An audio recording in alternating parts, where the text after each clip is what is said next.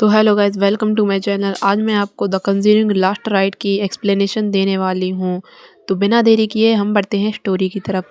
कहानी की शुरुआत होती है एड वॉरेन और उसकी वाइफ लॉरेन थे, जो विक्टोरिया ग्रेनर के साथ उनके घर पर बैठे होते हैं। उस दिन 20 अप्रैल 1964 डेट थी। एड पूछते हैं विक्टोरिया से उनके साथ होने वाली अजीबोगरीब घटनाओं के बारे में बताएं। विक्टोरिया कहती है एक डरी हुई आवाज़ में कि कैसे बताऊं, कुछ समझ नहीं आ रहा। तभी एड कहते हैं शुरू से बताओ। वह कहती है उनके फादर के बारे में। उनके फादर को लगा कोई उनका पीछा कर रहा है, ऐसा कोई जिसे वो देख नहीं पाते। वह बताती है वो दरवाजे रात को बंद करके सोते थे, लेकिन जब सुबह होती थी तो वो दरवाजे खुल जाते थे।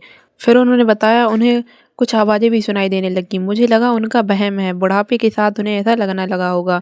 फिर वो कहती है एक दिन जब वह घर आई तो उसने देखा वो रस्सी थे, जैसे उन्होंने सुसाइड की हो।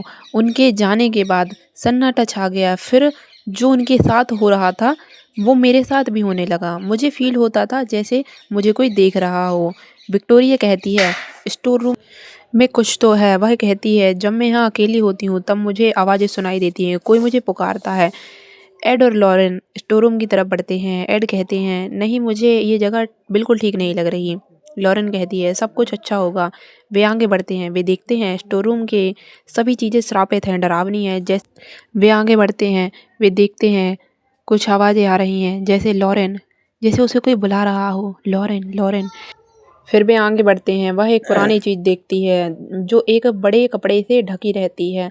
वो कपड़े को हटाती है और वहाँ पर एक स्टैचू और साथ ही एक मिरर रहता है, जिसमें एक वह अपने आप को देख रही होती है। वो कहती है मेरा नाम है लॉरेन, मैं यहाँ हेल्प करने आई हूँ। मैं तुम्हें महसूस कर रही हूँ, तुम्हारे डर को समझ सकती हूँ। वो कहती है यहाँ कोई और भी है।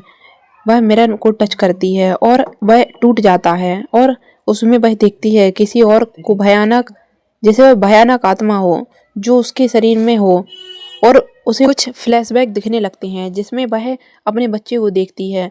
और एड एड हमारा बच्चा। और वह कहती है हॉस्पिटल के लिए निकलो जल्दी, बहुत तेज बारिश हो रही होती है। और एड एड पूछते हैं लॉरेन स्टोर रूम में क्या हुआ था।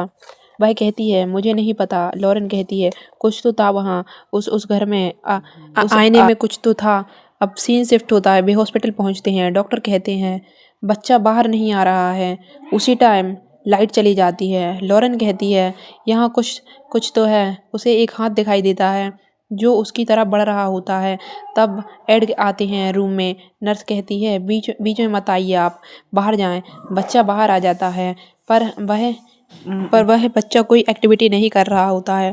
तो तभी उस समय लॉरेन कहती है मुझे मेरा बच्चा वापस दीजिए, मुझे मेरा बच्चा वापस दीजिए। वह रोने लगती है। तभी तभी वो बच्चा रोने लगता है, वह हिलने डुलने लगता है। तभी तभी वह सब थोड़ी खुश हो जाते हैं।